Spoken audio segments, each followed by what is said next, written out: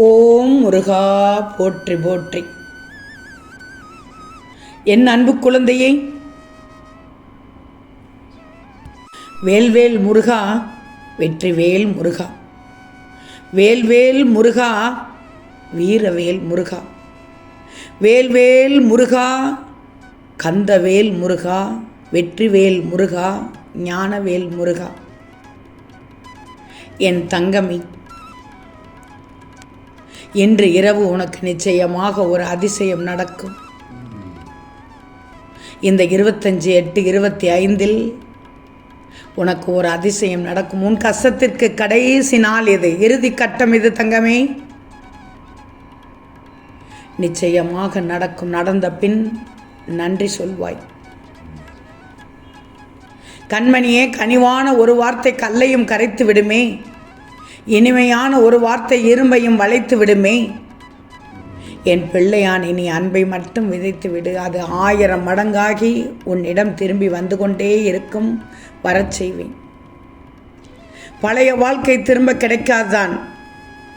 புதிய வாழ்க்கை எப்படி இருக்கும் என்று உனக்கு தெரியுமா? தெரியாது. அதனால் இருக்கும் வாழ்க்கையை வாழ்ந்து விட்டு செல். பொறுமையாக இரு. அனைத்தும் சரியான நேரத்தில் உன்னை வந்து சேரும். உனக்கு இனி ஒவ்வொன்றாக நல்லது நடக்கத் தொடங்கும். நான் உனக்கு துணையாக இருக்கிறேன். யோசிச்சுப்பார். மயிலைப் போல காகம் அழகு இல்லை, ஆனால் படையல் என்னவோ காகத்திற்குத்தான் வைக்கிறார்கள். நீயாக இரு. யாருக்காகவும் உன்னை மாற்றிக்கொள்ளாதே. எது வந்தாலும் எதிர்த்து நின்று போராடு. அனைத்தும் நன்மைக்கே என்பதை தீர்க்கமாக நம்பு. நிச்சயம் வாழ்க்கையில் முன்னேறுவாய். வாழ்க்கையில் உயர்வதையே லட்சியமாக மாற்றிக்கோ. வாழ்க்கையில் சாதிக்க கற்றுக்கொள்.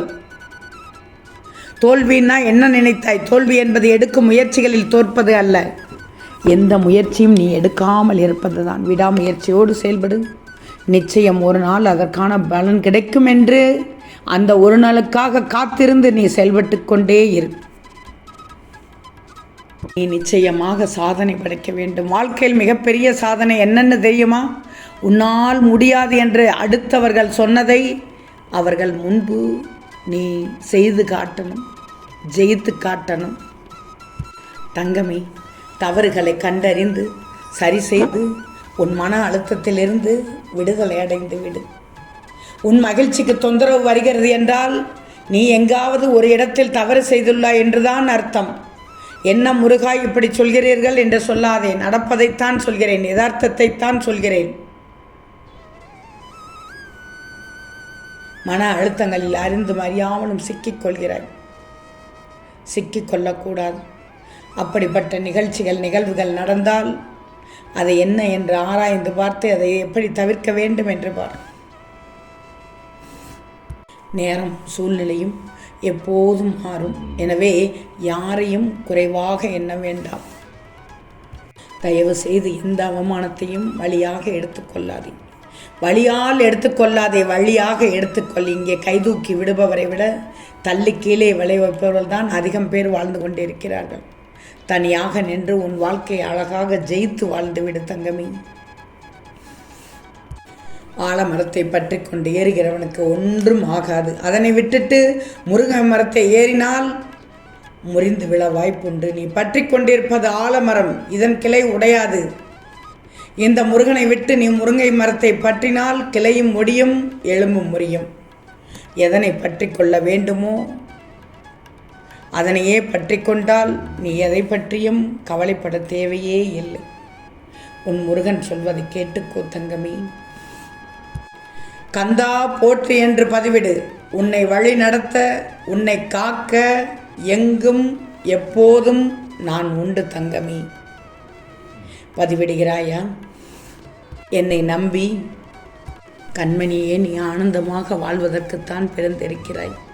நடந்தவை நடப்பவை எல்லாம் நன்மைக்கே. நீ நடக்கப் போவதும் நல்லதுக்கே.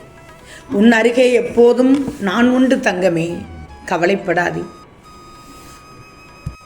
எது வேண்டும் என்று முடிவு செய்யாது, எது வேண்டாம் என்று முடிவு செய். அதுதானே நிம்மதியை தரும்.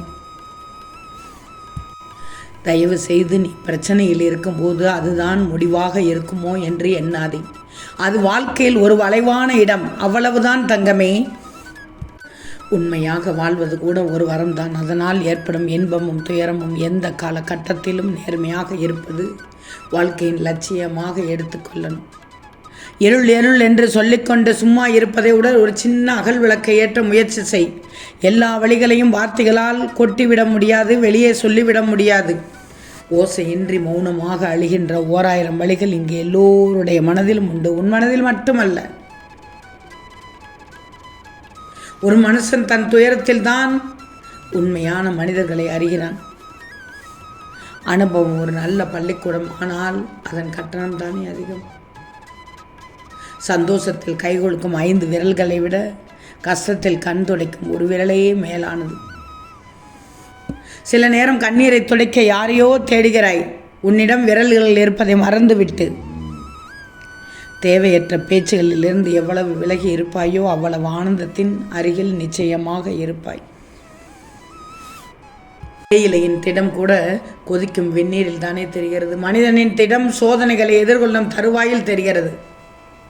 உன் எல்லை எதுவென்று உன் மனதுக்கு தெரியும் போது அடுத்தவர்களின் விமர்சனத்தை பற்றிய கவலை உனக்கதற்கு வேண்டாம். சில நேரங்களில் உன்னை தாழ்த்தி பேசுபவர்களை அப்படியே விட்டுவிடு. ஏன்னா அவர்களால் செய்ய முடிந்த ஒரே விஷயம் அது மட்டும்தான்.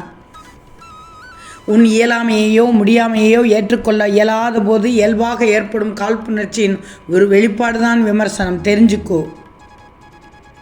உன்னை காயப்படுத்தியவரை விட்டு மௌனமாக விலகிச் செல்பவர்தான் உண்மையான பக்குவ நிலையை அடைந்து விட்டார்கள் என்ற அர்த்தம்.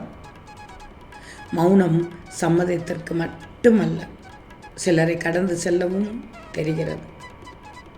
தேவையற்றவர்களை விட்டு விலகவும், சில உண்மைகளை சில இடங்களில் பேசாமல் இருப்பதற்கும் உன் உள்ளிருந்தே உதவி செய்யும் ஒரு உன்னதமான ஆயுதம்தான். கவலைப்படாதே.